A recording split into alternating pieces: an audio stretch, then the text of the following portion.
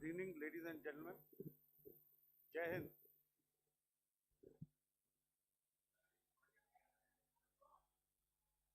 Uh, Welcome to this special press conference on Operation Sindoor. We will begin with opening statements by the three senior officers to my right here, who have been directly overseeing operations during Operation Sindoor. We have Lieutenant General Rajiv Ghai, Director General Military Operations, who will cover the aspects related to land domain. Air Marshal A.K. Bharti, to his right, Director General Air Operations, will provide insights on the air domain. And to my right is Vice Admiral A.N. Pramod, Director General Naval Operations, who will cover aspects on maritime domain. Following their briefings, we will move on to the question answer session. I now request the DGMO to commence the opening brief. Thank you, Sandeep. A very good evening to all of you, ladies and gentlemen. You are all by now familiar with the brutality and the dastardly manner in which 26 innocent lives were prematurely terminated at Pahalgam on the 22nd of April. When you combine those horrific scenes and the pain of the families that the nation witnessed with numerous other recent terrorist strikes on our armed forces and defenseless civilians, we knew that the time had arrived to make yet another compelling statement of our resolve as a nation. Operation Sindoor was conceptualized with a clear military aim to punish the perpetrators and planners of terror and to destroy their terror infrastructure. What I do not state here, of course, is the often stated determination of India and its intolerance to terror. It set into motion a very diligent and microscopic scarring of the terror landscape across the borders and the identification of terror camps and training sites.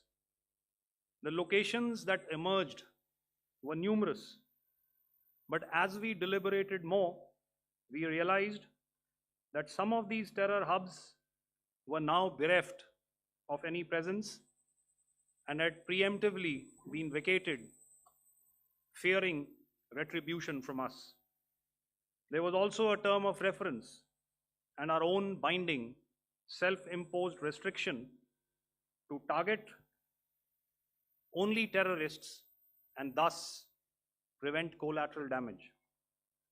There were 9 camps that you are now all familiar with, which were confirmed by our various intelligence agencies to be inhabited. Some of these were in POJK, while there were others that were located in the Punjab province in Pakistan. Nefarious places such as Muridke, the hub center of the Lashkar-e-Taiba, has over the years bred infamous characters such as Ajmal Kasab and the likes of David Headley. What followed was a careful scrutiny of each of these sinister locations, their layout, configuration, even the type of construction in each structure and the terrain obtained around these.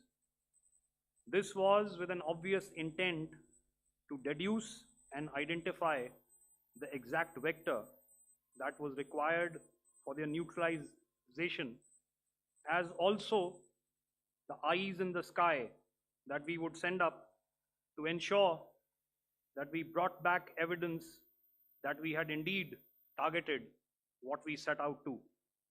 The precise images of these engagements on that fateful and historical night have already been showcased during the first press statement on the 7th of May that was helmed by our Foreign Secretary.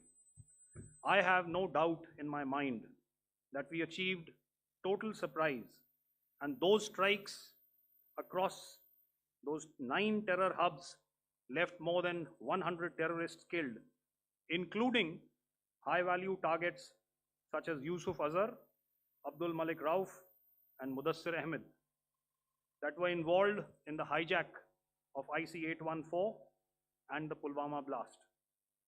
The line of control was also violated soon after by Pakistan, and the erratic and rattled response of our enemy was apparent from the number of civilians, inhabited villages, and religious sites such as Gurudwaras that were unfortunately hit by them, leading to a sad loss of lives.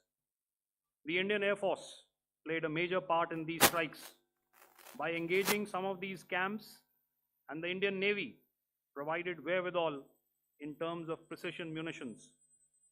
The Indian Air Force obviously had their assets up in the sky, and I will here request Air Marshal Bharti, the Director General of Air Operations, to detail for you the methodology that the men in blue adopted to successfully manifest this mission. Thank you, Rajiv. A very good evening, ladies and gentlemen. It indeed is a difficult time that we have to come here like this and brief you. We could have done without this, but we had no choice. As the DGMO has detailed, the event was precipitated by the dastardly act at Pahalgam. The sequence of events have already been detailed. We carefully selected the targets, and out of the 9 selected targets, the target systems that were given to the Indian Air Force were the notorious training camps at Bhavalpur and Muridke, these being further from the international boundary. Through critical target system analysis, we analyzed what was to be done to annihilate these targets and plan to engage these targets with precision air-to-surface guided munitions so as to avoid collateral damage. The modalities of planning process I will not go through at this instant. However, what I would like to show you is the results that we achieved through our targeted airstrikes. Could I have the second slide, please?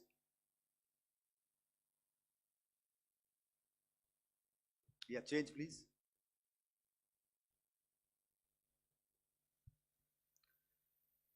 Okay.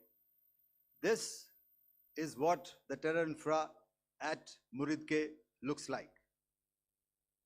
If you see, north is as indicated, and to the right is east, where the international boundary lies. Could we have the next slide, please?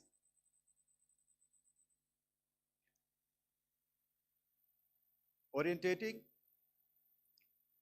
Just go back one slide. Okay.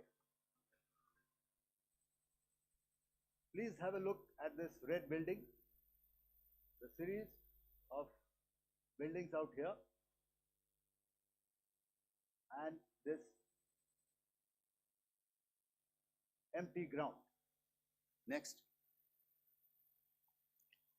If you relate, the empty ground is here, and you see this is the first weapon that is impacting. This is the impact point number 1 on Muridke training camp with our precision guided weapon on early morning 7. Next, please.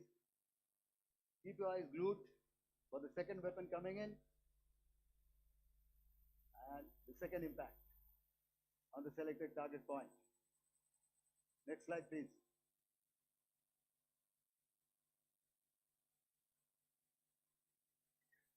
Third weapon, third impact. Continue. And fourth weapon, fourth impact. So through these targeted and precision targeting, we addressed the target at Muridke, which was the turning infrastructure. Can you hear me? All right. Okay, I'll come closer to the mic. Now we go to the next target, which is the Bhavalpur training camp. Next slide, please. Okay, just wait. So the effect, if you see, the impact point, if I can point out, this is the impact point. The ammunition has gone through the roof and it has created a blast inside, the photographs of which you would have, all of you would have seen. And the red building, after that, there was this double-story building. It has been completely decimated by our precision targeting. Next, please. The target system, which was in the north, a series of buildings. I'll show you how it looked. Next. Completely destroyed by our precision targeting. Next. Now coming to Bhavalpur, this is the target complex that we are dealing with, a fairly large target complex. So we had to carefully choose the points that we needed to address, which were high value and which would meet our stated objectives of eliminating the terrorists. I would like to draw your attention to this red canopy, and in relation to that, I would cover the targets. One target system is a series of buildings here, other one here, and other one out here. Next slide, please. This is how it looked before, and this is how the building looked after the impact of the weapon. And orientation in relation to this red canopy, you can see here. Next, please. Before, next, and after. The roofs have completely collapsed. Next. This is the target system. Next. Precision targeting, and we have achieved our objectives here. Next. All right. So that was what we did on the 7th. Our objective was to address these two terrorist camps, and that we did with precision. And thereafter, we maintained a robust air defense posture, because remember, our objective was to target the terrorist and terrorist infrastructure, not any other infrastructure, not the Pakistani military, not the Pakistani any other infrastructure. So that is what we have maintained on the 7th of May. However, what we saw in the evening of 7th of May, we were saturated with a raid of Pakistani unmanned aerial vehicles and small drones. And these came in waves in our civilian areas, over our military installations, and all of them were successfully intercepted. Few of them did manage to land. However, there was not much damage that they did. And we have our robust counter-US hard kill and soft kill systems which did the job. However, the difference here was that we had targeted their the terrorists. The adversary now has targeted our civilians and the military infrastructure. So it had to be responded to. So in a quick and calibrated response, that very night, we struck their radar installations at Lahore and close to Gujranwala, the LYT installation, to indicate to him that we are ready, yet we do not want to escalate. Our fight was with the terrorists and not with the Pakistani military establishment. Thank you.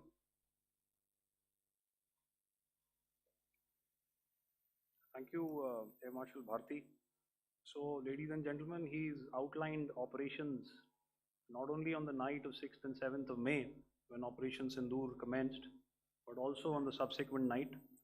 Being well aware and familiar with the congenital and impulsive nature of our adversary, and even though we did attempt to reach out and communicate our compulsions to strike at the heart of terror to my counterpart in the immediate wake of Operation Sindoor, the request was brusquely turned down, with an intimation that a severe response was inevitable and in the offing. We were, of course, prepared. Operations on the 7th and the 8th, Air Marshal Bharti spoken about. On the night of 8th and 9th of May, they flew drones and aircrafts into our airspace all across the borders and made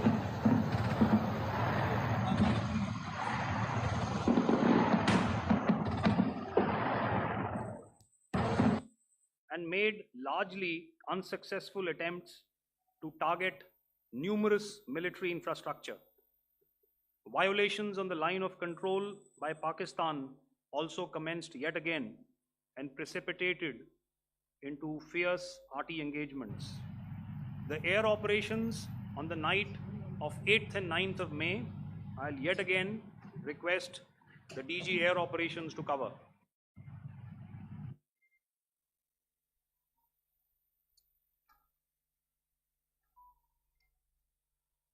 So I just covered what happened on the night of 7th and 8th.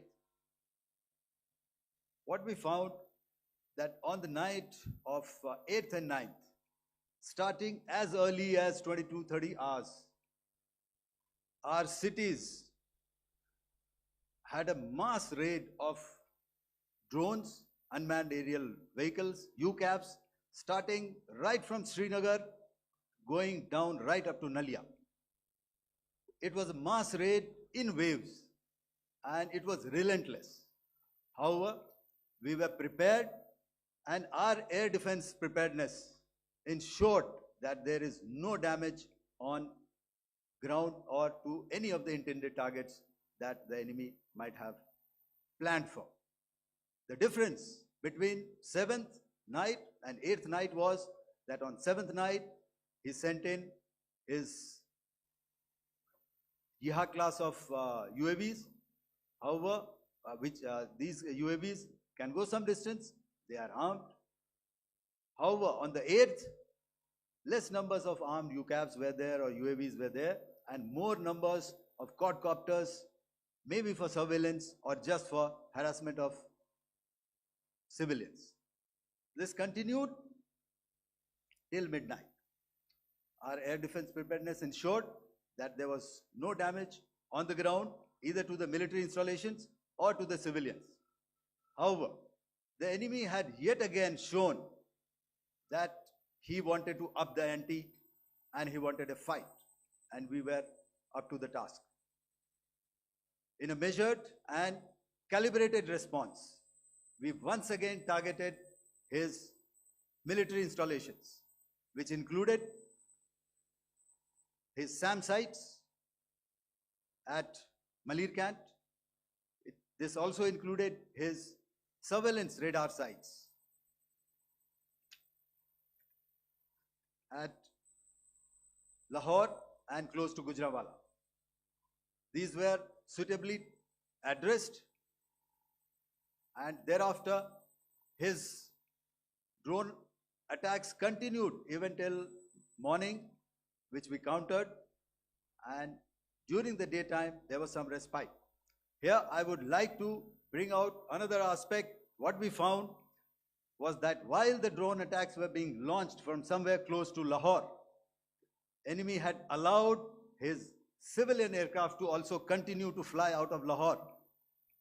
Not only his own aircraft, but international passenger aircraft, which is quite insensitive, and we had to exercise extreme caution, even at the cost of some tactical disadvantage, to ensure that there is no damage to any of the civilian aircraft. And this was also brought out in our press briefing during the day. So I will now hand over to my colleague to cover the events of 9th onwards. On land, we also undertook certain measures such as deployment of air defense and electronic warfare assets to establish an integrated grid with the Indian Air Force, and I have seen and heard some of you wax eloquent about the benefits of such an architecture when it comes to negating and combating air intrusions. We also carried out deployment to include movement of our forces in the land, sea, and air domains. The night of the 9th and the 10th of May saw similar intrusions by drones and aircrafts, and this time there was a concerted effort to target airfields and some very, very important logistic installations, albeit yet again unsuccessful and denied gallantly and efficiently, I must say, by the integrated Indian Air Force and Indian Army Air Defense. We further strengthened our deployment and also initiated some pressure points to send a very clear and unambiguous message to the other side to desist from any misadventures on land. Some of the airfields and dumps saw repeated attacks in waves from the air. All were thwarted. The Pakistan Army has reported to have lost approximately 35 to 40 personnel in artillery and small arms firing on the line of control between the 7th and the 10th of May.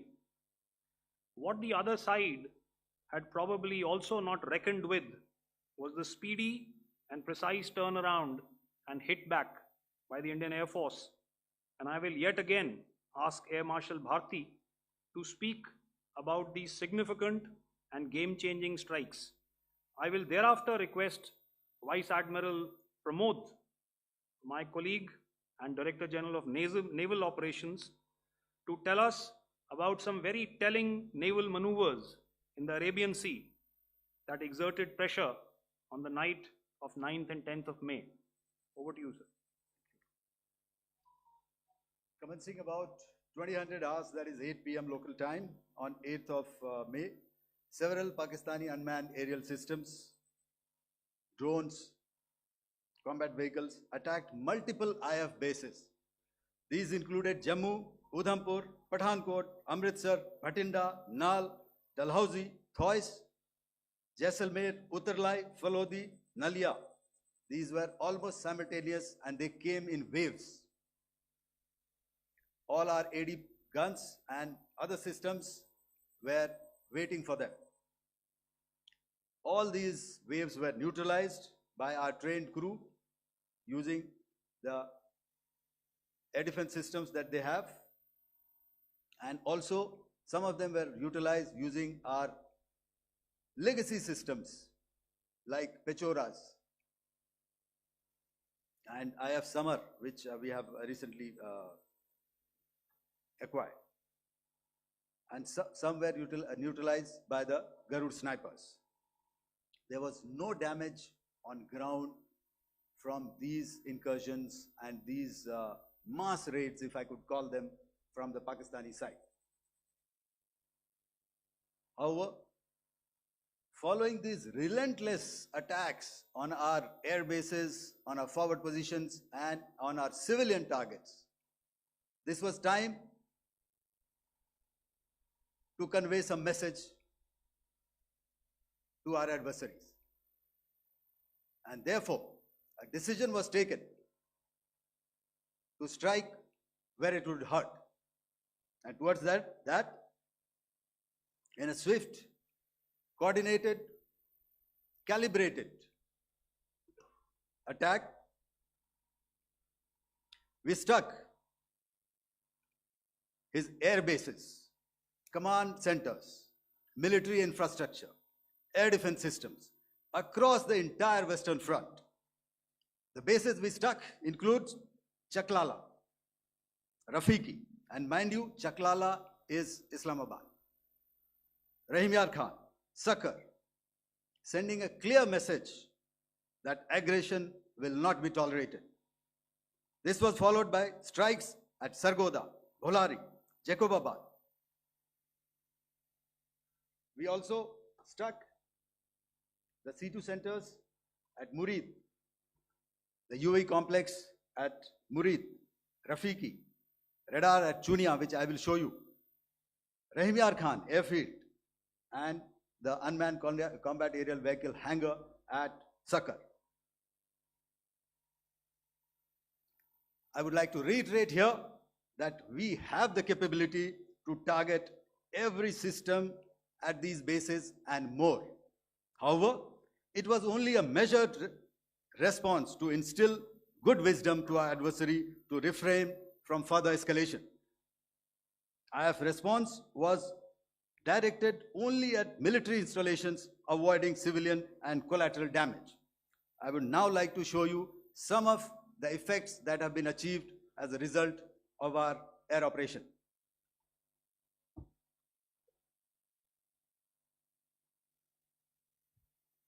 Here is the Pasrur air defense system, if you could see. Zoomed up view. This is the radar mounted on a high tower. And after the strike,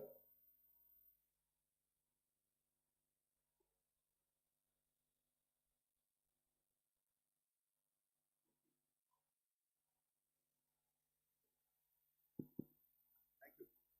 Can you hear me? Yeah, thank you. And after the strike, this is what has happened. This radar has been taken out, completely burnt. Next slide, please.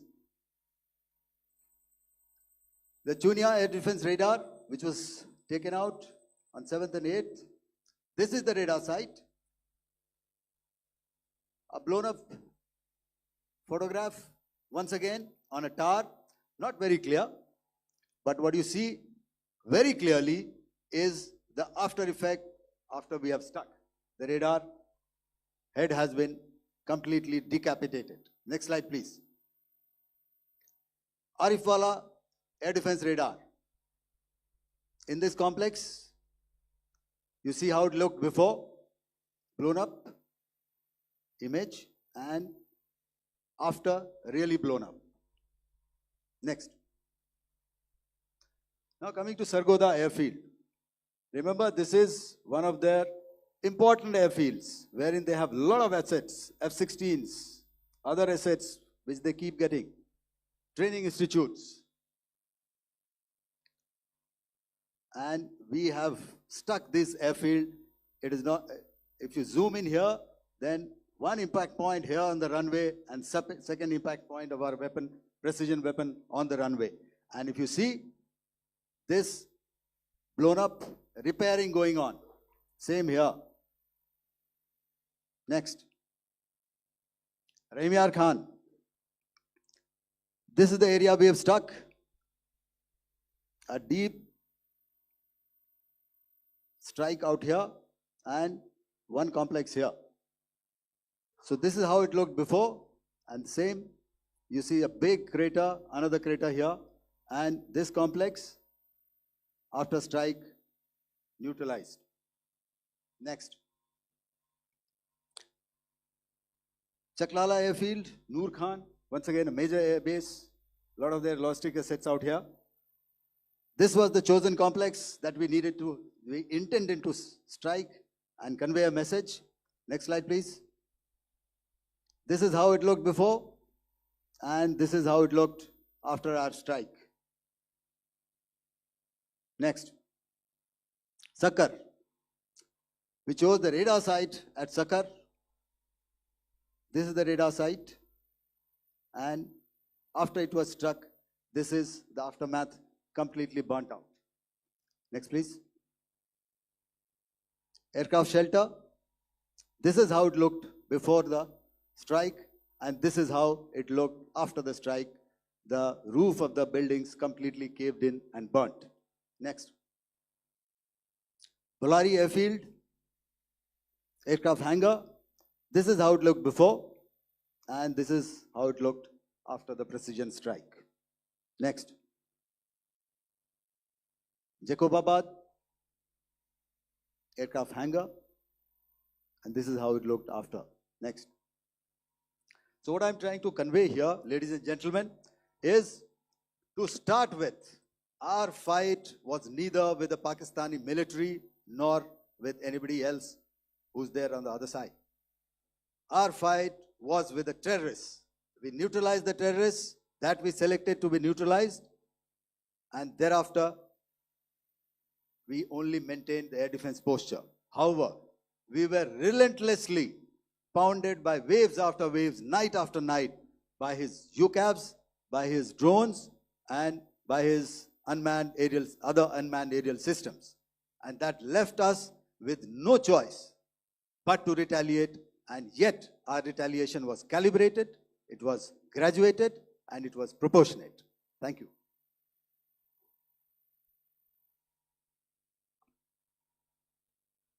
Good evening, ladies and gentlemen.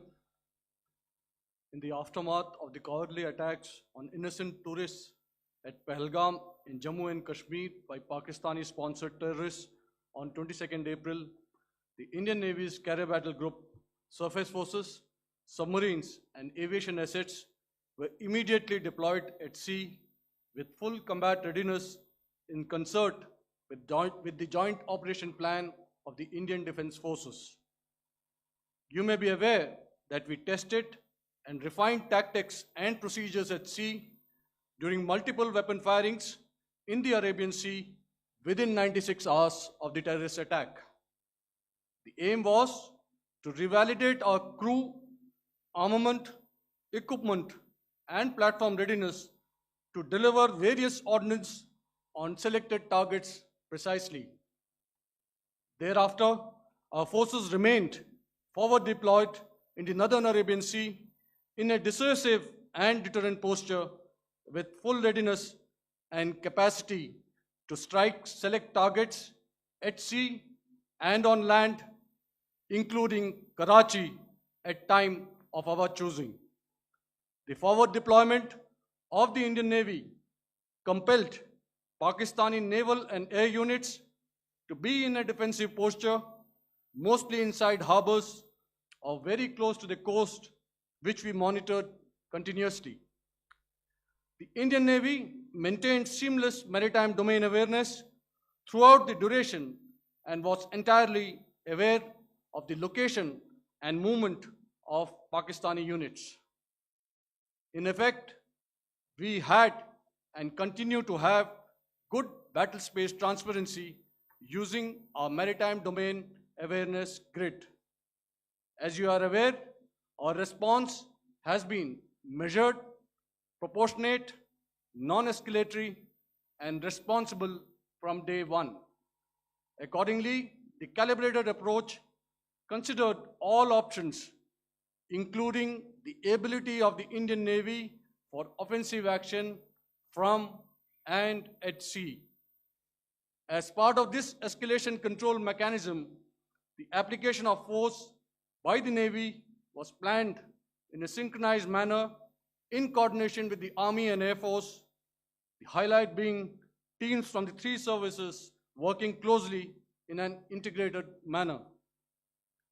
Along with the kinetic actions by the Indian Army and Indian Air Force, the overwhelming operational edge of Indian Navy at sea contributed towards Pakistan's urgent request for a ceasefire yesterday. As we speak, Indian Navy remains deployed at sea in a credible deterrent posture to respond decisively to any inimical action by Pakistan of Pakistan-based terrorists. Thank you. Samno Varna, Jai Hind. Now I'll hand over to Director General Military Operations for further proceedings. Ladies and gentlemen, on the 10th of May, in the morning, even as we were getting into a huddle to wargame the events of the previous night, a routine exercise, I received a message on hotline from my counterpart in Pakistan seeking my willingness to communicate. Since our initial aim was to strike at terror camps, and all our actions in the subsequent days were in response to the intrusions and violations by the Pakistan Air Force and its army, it was decided that I would indeed speak with my counterpart. You are already aware, I've seen it being covered on national television, that my communication with the Pak DGMO was conducted at 15:35 hours yesterday and resulted in cessation of cross-border firing and air intrusions by either side with effect from 1700 hours 10th of May, after he proposed that we cease hostilities. We also decided to further speak on the 12th of May, that's tomorrow, at 1200 hours, to discuss the modalities that would enable the longevity of this understanding. However, disappointingly, and must I add, expectedly, it took only a couple of hours for the Pakistan Army to violate these arrangements by cross-border and across the line of control firing, followed by drone intrusions across the expanse of the Western Front through last night and in the early hours of the morning today. These violations were responded to robustly and dealt with as they must be. We have earlier today sent another hotline message to my counterpart highlighting these violations of the understanding between the DGMOs on the 10th of May and our firm and clear intent to respond to these fiercely and punitively, if repeated tonight, subsequently, or later. In this regard, I must inform all of you that the Chief of Army Staff has earlier today conducted a security review and has granted full authority to our Army commanders for counter-actions in the kinetic domain in case of any violation by Pakistan. In the end, I pay my solemn homage to my 5 fallen colleagues and brothers from the armed forces and civilians who have tragically lost their lives in Operation Sindoor. Our hearts go out to the bereaved families, and we express our solidarity to them in this lifetime and beyond, at this grave juncture in their lives. Their sacrifices shall always be remembered and spoken of in glowing terms by a grateful nation.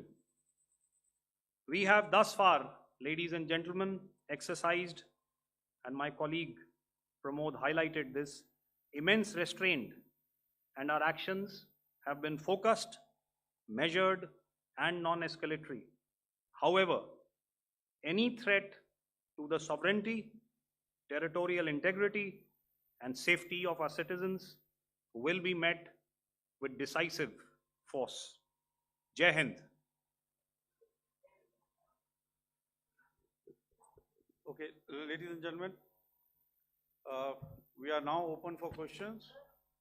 All right, now since I would not know all of you, I would expect you to please raise the placard or your hand, and once I indicate, I expect you to please give out your name and the media group that you belong to.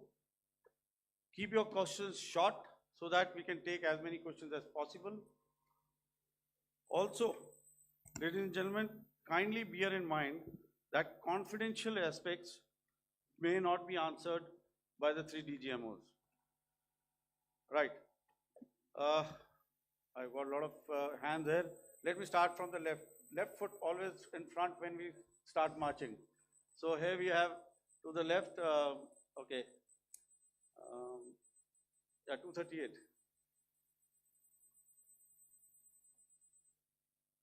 Hello. So this is Manas Pratimugyan from PTI, Press Trust of India. So the understanding that was reached yesterday on stopping the military operations and actions, was it for just 3 days? And what would be the cost escalation if there is violation of this understanding by the Pakistani side? And my subsequent question would be that we have a kind of ceasefire agreement with Pakistan that was finalized in 2003. So will there be some kind of similarities in frameworks between the two kind of understandings, 2003 ceasefire agreement and the current understanding on stopping military operations? And again, what would the cost that will be incurring on Pakistan if Pakistan again resorts to this kind of terrorist activities, because we have made it very clear that the cost will be very high. So I would like to have your thoughts on it. Okay, so I'll answer the latter part of the question first. I also want to add that while the initial ceasefire agreement, as you correctly pointed out, is of the 2003 vintage, but I must remind you that in 2021, in the month of February, and this was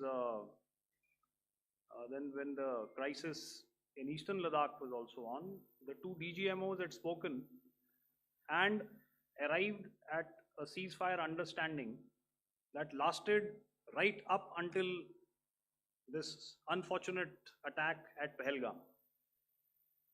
Once our Foreign Secretary had announced the decisions of the CCS in the immediate wake of that attack,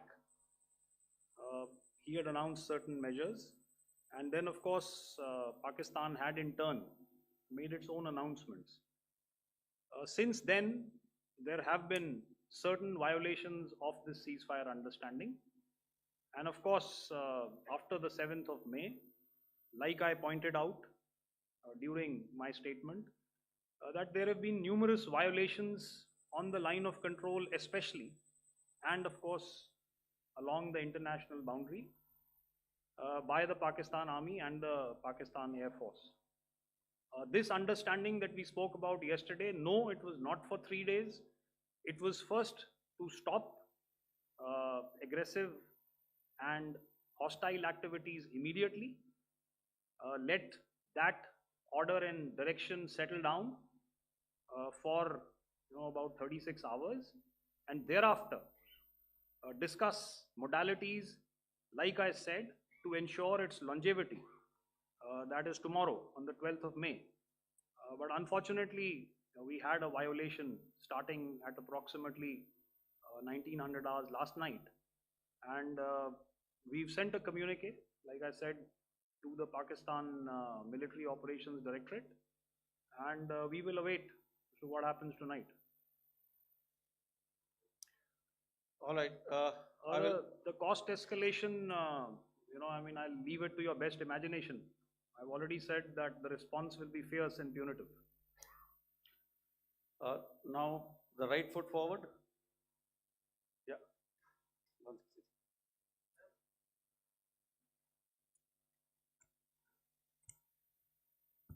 Sir, I'm Ajit Dubey from ANI, sir. Sir, my question is that you talked about the loss of lives to the Pakistan army, that was around 35 to 40 kills secured by the Indian army. Sir, can you tell us what would be the total loss of life to the Pakistan army in both army and air force attacks, sir? And how good was the performance of the BrahMos, Scalp and the S-400 during the operations? And sir, since we have, Dubiji, sir, Dubiji. just one No line, multiple questions, please. sir. All right. And since sir, we have achieved such a spectacular, we have made good achievements in this entire operation. Can we say that we have emerged victorious, or we have a big upper hand over the Pakistanis in this entire conflict? Thank you very much, sir. So I'll answer the question about the loss of lives on the other side. Of course, there are various means to ascertain that number. There is information from various agencies that come in. There are, of course, on the line of control, other ways to find out as to what has been the effect of what you are doing there in ceasefire violations. So therefore, I mentioned 35 to 40 on the line of control, and please remember that once Operation Sindoor was launched, the responses of the Pakistan Army were also on Indian Army or the Indian Armed Forces infrastructure. Let me put it that way. So that's why I did not cover casualties of the Pakistan Army, at least in the initial phases of battle, because those were not our targets. Our targets were terror oriented.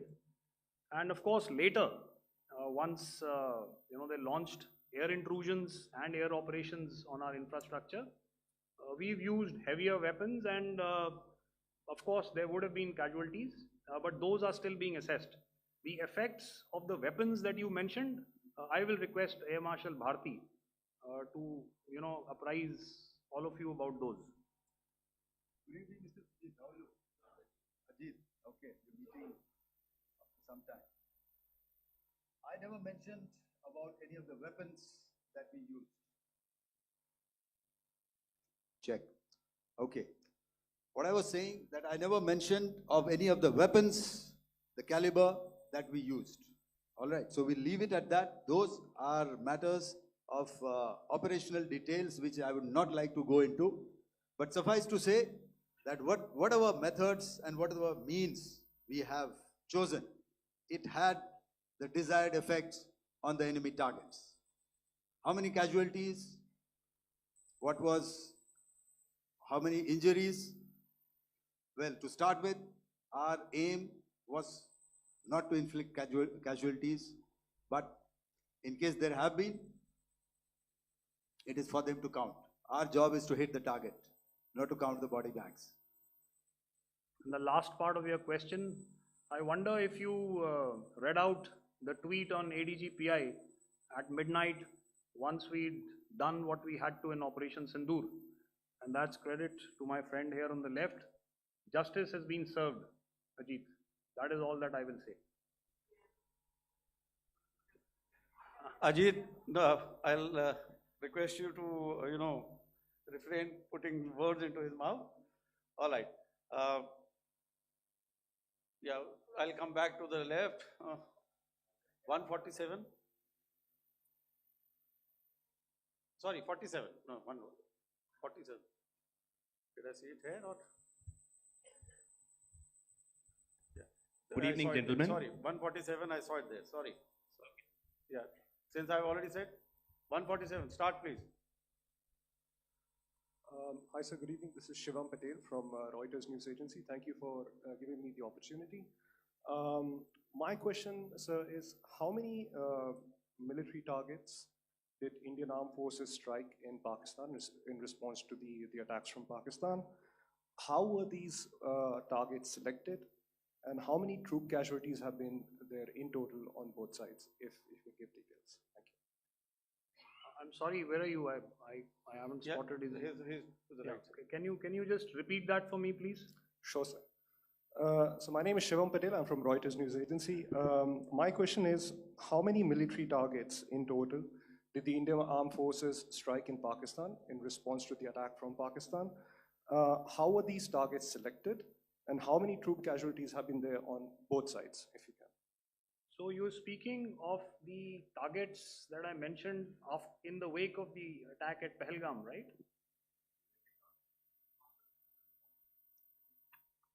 Yeah, I think it's amply clear to everybody here that the Pakistan Army has not crossed the international boundary.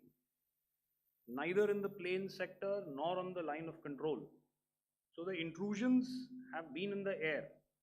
There have been certain attempts on the line of control when ceasefire violations have been on to try and infiltrate and carry out and perpetrate activities that we are all very well familiar with. Whether these are by terrorists or by the Pakistan Army or its special forces and commandos is difficult to say, but each of these have been effectively thwarted. So therefore, as far as engagements of military targets on the other side is concerned, I thought Air Marshal Bharti covered those very well and in detail, and he also mentioned as to how they went about targeting those. I think those images were very clear and very, very graphic in telling us as to what we needed to hit. And you'll remember right at the outset, I said that we even went into what was the construction in each of these locations, and therefore decided on the vector that had to be utilized. Please. Okay, if I could add to what the DGMO has said, I have already detailed the targets. Now, whether it is X numbers or Y numbers is that is immaterial. And what damage have we inflicted? You have seen. What are the casualties on the other side? As I said, that is for them to count. As far as we are concerned, from the air defense side, if they had a choice, they would have definitely come in. They are fighters, there are more numbers of UCAVs. It is not that they did not intend to come in. It is only that our robust AD posture prevented them from coming in. So that must be known, and that must be realized by all the audience here. Yeah, I'll come to the left now, 24.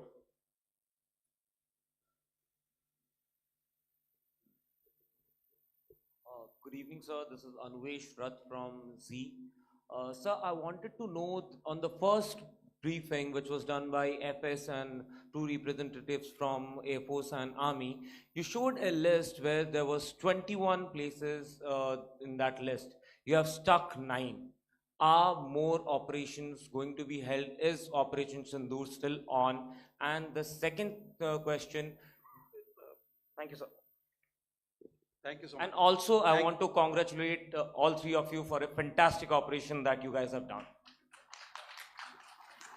Thank you so much. Thank you so much for that one question. Yeah. Sir, the question. Unfortunately, Rath, is that your name? I'm sorry.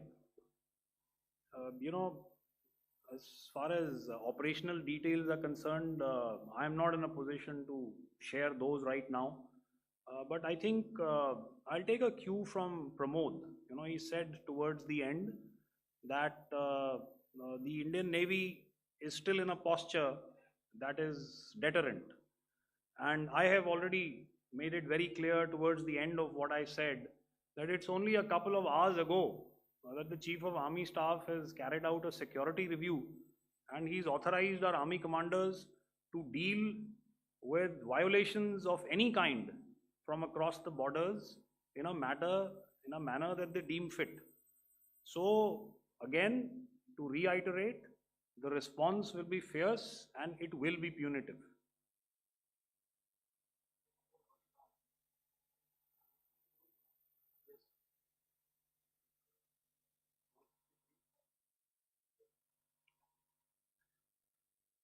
I'll go back this side now.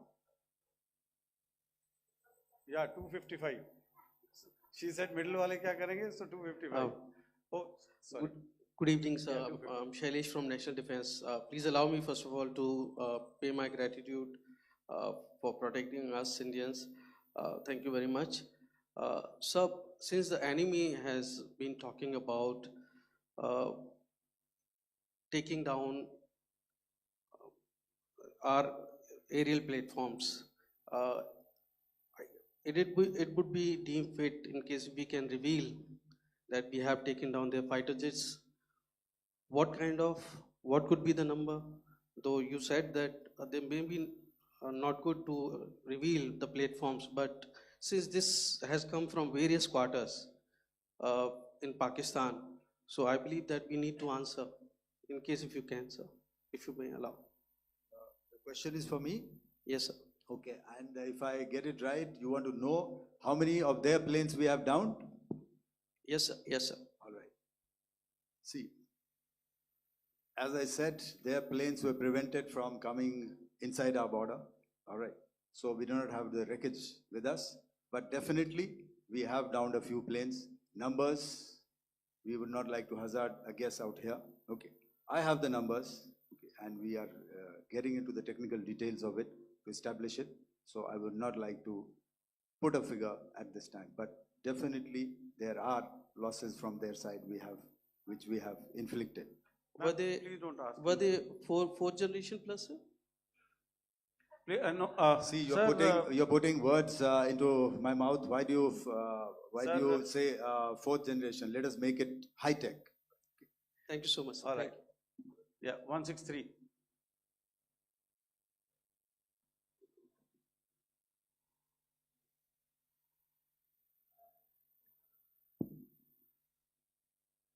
तो मैं मंजीत नेगी हूँ आज तक से। मेरा सवाल ये है कि इस पूरे ऑपरेशन में जो आतंकी ठिकानों को निशाना बनाया गया, क्या नंबर्स कुछ बता सकते हैं कितने आतंकी मारे गए? कुछ नाम सरकार, मतलब कुछ नाम मीडिया में आए भी हैं जो बड़े उसके मास्टरमाइंड थे। और एक सवाल जो आज एयरफोर्स ने भी एक ट्वीट किया कि ऑपरेशन सिंदूर अभी जारी है और सरकार की तरफ से भी कहा गया। और पिछली बार जब विदेश मंत्रालय की प्रेस कॉन्फ्रेंस पहली हुई थी उसमें वो लिस्ट दिखाई गई थी कि 21 टेरर कैंप आइडेंटिफाई किए गए हैं। तो क्या जो बाकी बचे हुए टेरर कैंप हैं उन पर भी कार्रवाई होगी? और एक नंबर अगर आप बता पाएं कितने टेररिस्ट मारे गए? Manjeet ji, 3 questions. The third one has just been asked here before. So 21 this thing. So I'll request the first two to be answered so that we have more number of people who can ask. Manjeet, जब मैंने statement दिया तो मैंने शुरू में ही कहा कि जैसे ही ऑपरेशन सिंदूर कॉन्सेप्चुअलाइज हुआ तो हमारा जो पीछे की कार्रवाई होती है, स्पेड वर्क और टारगेट्स को आइडेंटिफाई और एनालाइज करने की कार्रवाई शुरू हो गई थी। मैंने जब स्टेटमेंट दिया तो मैंने बताया कि बहुत सारे थे, हमने 21 दिखाए होंगे और भी हैं, लेकिन वो लिस्ट फिल्टर करते करते 21 तक पहुंची। अब क्या आगे एंगेज किए जाएंगे? अगर ज़रूरत पड़ेगी तो ज़रूर एंगेज किए जाएंगे, लेकिन मैंने बताया कि इस समय जो इंट एजेंसीज ने हमें बताया कि फलाने कैंप में प्रेजेंस है, हमने उनको एंगेज किया। कुछ नाम मैंने लिए, कुछ नाम अभी पुख्ता किए जा रहे हैं। मैंने आपको बताया कि जो इंट एजेंसीज ने अभी तक असेसमेंट किया है उसमें उन्होंने कहा है कि तकरीबन 100 से ज़्यादा मारे गए हैं। और एक आज आपने तस्वीर भी देखी कि काफ़ी प्रोमिनेंट जो फ्यूनरल था, काफ़ी प्रोमिनेंट एक जो हस्ती हैं वो ऑर्गेनाइज कर रहे थे, और उस फ्यूनरल में और कौन कौन लोग अटेंड कर रहे थे वो तो आपने देखा ही। तो आप लोग सब समझदार हैं और मुझे ये कहने की ज़रूरत नहीं है कि इन लोगों को कहाँ से सपोर्ट मिल रहा है। अगर नहीं मिल रहा होता तो ऑपरेशन सिंदूर नहीं होता, तो उसी की वजह से है ये ऑपरेशन। तो मेरे ख्याल से मैंने आपके सारे सवालों का जवाब दे दिया। Ma'am, sir next is from 17। Sir मेरा नाम अंजू निर्वाण है, TV9 भारतवर्ष से। सर मेरा सवाल ये है कि ऑपरेशन सिंदूर में हमारी जो इंडियन नेवी है उसके बारे में सर थोड़ा सा बताएं कि किस तरह की उसकी भूमिका रही, क्योंकि हमने इस दौरान सर देखा कि बहुत सारी स्पेकुलेशन भी रही और ये बोला गया कि कराची तक हमारी नेवी ने ऑपरेशन किया है। तो सर इस पे थोड़ी सी क्लैरिटी चाहिए। और सर हमने कौन कौन से फाइटर एयरक्राफ्ट डाउन किए हैं, अगर उसका भी थोड़ा सा क्लैरिटी मिल जाए तो अच्छा रहेगा। तो मैं आपका पहले सवाल का जवाब दूंगा। I will make few sentences and leave it for your imagination. First of all, as I mentioned, we have quantitative and qualitative edge to deliver a massive blow to our adversary. And we completely dominate in the maritime front.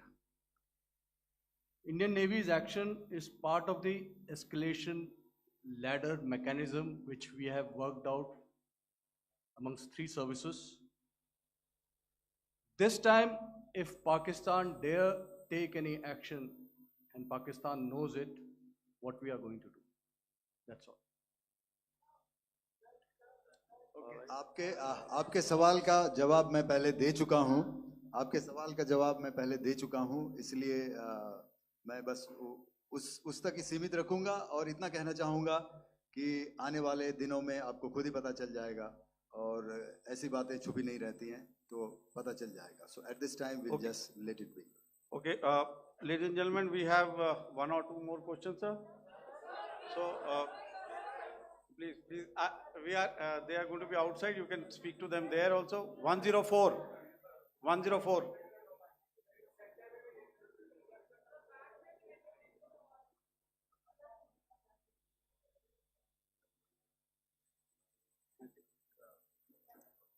Yeah, ask. Sir, Dinakar with the Hindu newspaper. Are you surprised that you got this question? No, sir. Look. Sir, can you give a number of assets we lost? Because there's been a lot of speculation going on. International media writing a lot of things about our platforms, including Rafales. I mean, Pakistan claiming that Rafale has been downed, etc. Can you put that question to rest and clarify on that? I guess that question is for me. All right, I'm happy that you've asked this question. You know, we are in a combat scenario and losses are a part of combat. The question that you must ask us, okay, and indeed that we must ask ourselves, you inclusive, is have we achieved our objectives? Have we achieved our objective of decimating that terrorist camp? And the answer is a thumping yes. And the results are for the whole world to see. As for the details, what could have been, how many numbers, which platform did we lose? You know, at this time, I would not like to comment on that because we are still in a combat situation. And if I comment on anything, it will only be advantage adversary. So we don't want to give him any advantage at this stage. All I can say is that we have achieved our objectives that we selected and all our pilots are back home. Thank you. Okay, hold, please be civil here. So we'll have 220 now. Hello sir, this is Anita Chaudhary sir from Swadesh newspaper. मेरा सवाल है क्योंकि ये हमारे जो पहले जो action रहा वो आतंकवाद के खिलाफ रहा, तो आतंकवाद में अजहर मसूद की तरफ से एक बयान जारी किया गया था जिसमें उन्होंने कहा कि हम इसका बदला लेंगे और जाल रुलाएंगे। तो क्या अगला, अगर खुदा न खास्ता अगला टेरर अटैक किसी भी तरह का होता है तो क्या उसे एक्ट ऑफ वॉर में हमारी तरफ से लिया जाएगा और उसका क्या माकूल जवाब दिया जा सकता है? मेरा इसमें सिर्फ एक ही जवाब है आपके लिए कि हमने अपनी कार्रवाई करी। हमने उसके बाद मैंने अपने स्टेटमेंट में भी बताया कि ये कम्युनिकेट करने की कोशिश करी कि हमने इस तरीके से ये जो स्ट्राइक्स हैं वो क्यों की, लेकिन जो हमारा एडवर्सरी है उसने जैसे मुनासिब समझा वो कार्रवाई करी। तो आपने देखा कि ये जो एक्टिविटीज़ चल रही हैं 3-4 दिन से, ये कोई वॉर से कम नहीं है। नॉर्मल सर्कमस्टांसेस में एक दूसरे देश की एयर फोर्सेस हवा में नहीं उड़ती हैं और एक दूसरे के ऊपर स्ट्राइक्स नहीं करती हैं। हर रात इंट्रूजन्स नहीं होते हैं।